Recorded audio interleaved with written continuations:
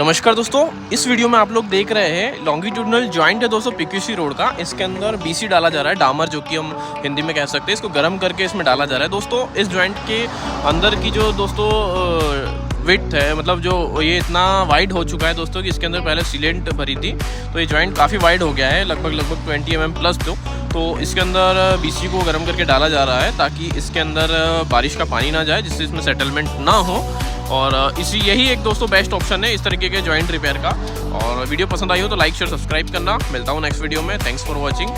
और ये आप देख सकते हैं इस वीडियो में इस जॉइंट का जो जॉइंट फेल चुका है, इसके नीचे टाई रॉड आपको दिखेगा एक। तो दोस्तों इसमें क्रॉस स्टिचिंग है, ये उसकी रॉड है 12 mm बार।